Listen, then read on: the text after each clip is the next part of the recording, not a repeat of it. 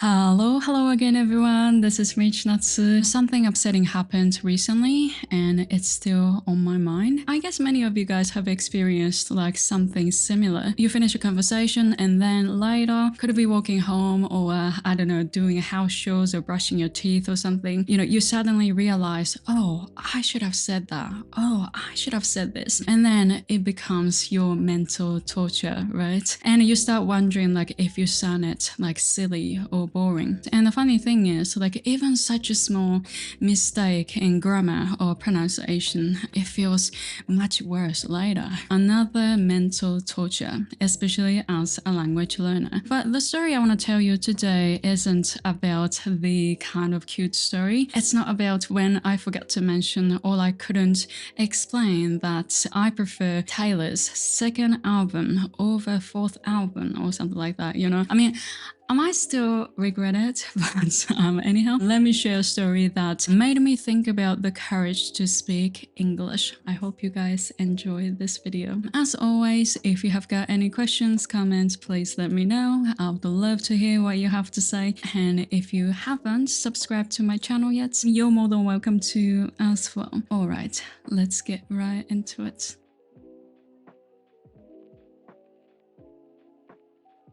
Oh, where do I start? One day, my partner and I were heading to some shops, and we were on a familiar road when we noticed something lying on the grass on the right side. It was actually a chunky motorbike. I recognized that motorbike because he was flying. He was so fast and past us, and I thought, oh, that's so sketchy. So what happened was, this is my guess, a rider going straight massive collided with the car, which was about to turn right. It seems like the accident had just happened. Actually, one or two people had already pulled over to help, and we stopped as well. My partner has some basic first aid training, so we thought we might be able to help. And a lady walking her dog helped the traffic, trying to get people away from the scene. I got out of the car and found some quite a bit of blood on the grass. The guy must have been thrown away quite a bit, considering the marks on the grass. Actually, after the incident, I heard from my partner, so the guy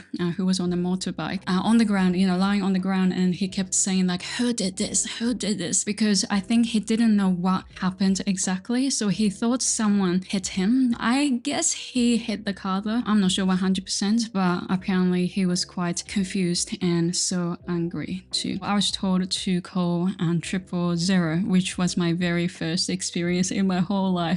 And so I did it with my hands like shaking like this. I was so overwhelmed with the scene, as you can imagine, like blood and atmosphere and everything, and probably because of a bit of like confusion from a language barrier too. It's hard to get what's happening under stress. They asked, on the phone, they asked for our location, street number, street name, or something like that. I actually don't remember what I said, but at the end of the call, they said, okay, ambulance is on its way. So I guess my English was okay.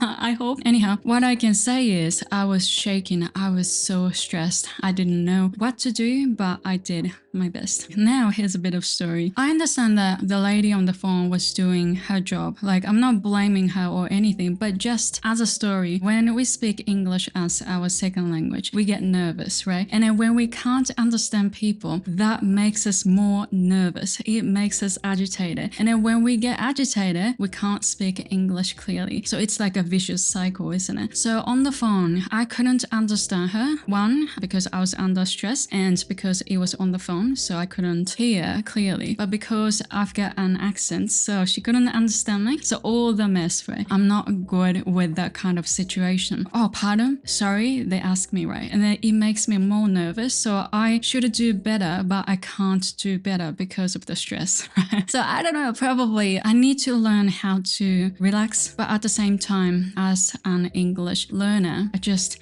have to get used to that. I don't know. What do you think, guys? But I think in many cases, it just makes me sad. It's not their fault. Just I get disappointed with myself. Like, oh, why I couldn't understand it then? Like now I can. Or like, oh, I should have said this, kind of regret, right? Okay, let's go back to the scene. So everyone around me was basically gathering around the guy who was bleeding, which is completely fair. But about 20 meters away, I realized there was a lady, actually there was a car with a lady on the passenger seat. And then there was also a guy who was on the phone who was asking the lady some questions. So at first, I assumed she was the passenger because she was sitting on the passenger seat and poking her legs, body, basically out to talk to the guy. And then I saw her hands shaking like crazy. Like I would say her arms entirely, like they were shaking like this. And at first, I thought she had a condition like causing the tremors because again, she was sitting on the passenger seat. Actually, she was the driver, so the motorbike hit her car. She was not injured, but her car on the right side, like on the back side, had a big bump. Because I was under stress, I couldn't process like what was happening, right? I thought she had a condition like, shaking hands. But the truth was, she was so upset. That's why her hands were shaking. And I realized, oh, she was the driver. She is upset. What I did was I just stood there. I couldn't move.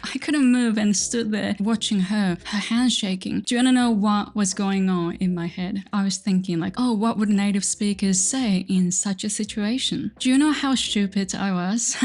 And my head was spinning around with the questions. Oh, would it be too much if I say, are you okay? Or are you okay is too casual? But looking back, it's clear that I didn't need perfect English. I didn't need the phrase that native speakers often use or all the jazz. I could have just held her hands, and I could have just been there beside her, right? And if I say like this, some people might think like, oh, but still you shouldn't touch her, all the germs and, I don't know, pandemic thing and all that. No, just she needed some support. Like everyone was around the guy, yeah, which is fair, but also she was hurt too, emotionally, and could be physically too. But I didn't do any of that. Even now, I think to myself, oh, I could have just said, are you okay, right? But I was ashamed of my ego, I think. Oh, what would she think? Like if this Asian lady, like out of nowhere, holding her hands and saying like, are you okay? Like, do I sound childish? Are you okay was the very first thing that popped in my head. And I knew what I wanted to say and what I was meant to say too. But I hesitated to express it because of my ego, fear of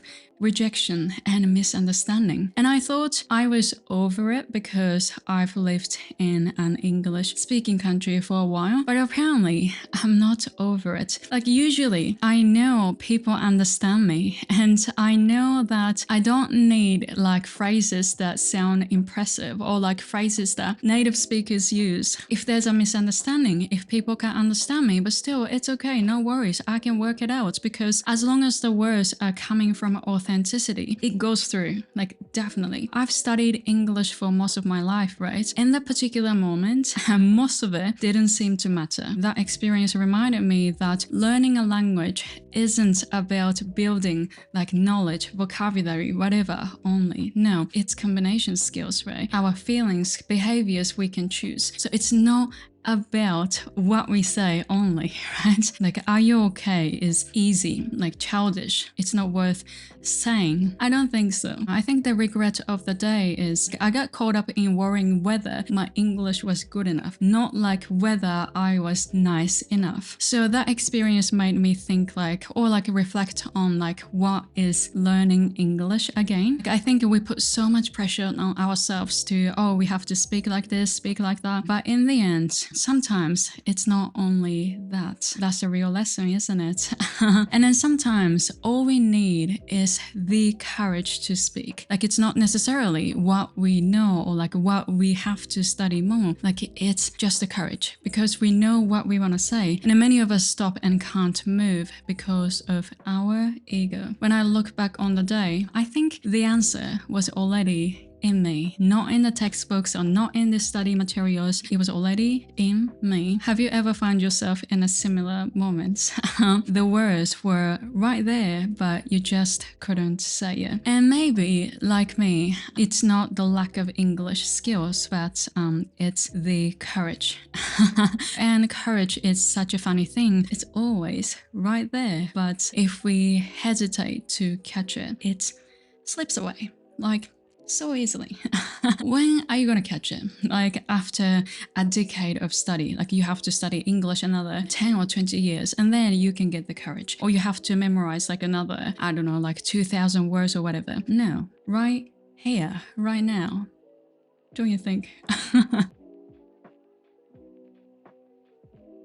Thank you for watching this video, guys. I hope you guys enjoyed it. If you did, please let me know by clicking the like button. And if you've got any questions, comments, please let me know. And if you haven't subscribed to my channel yet, you're more than welcome to as well. Alright, I see you in the next video soon.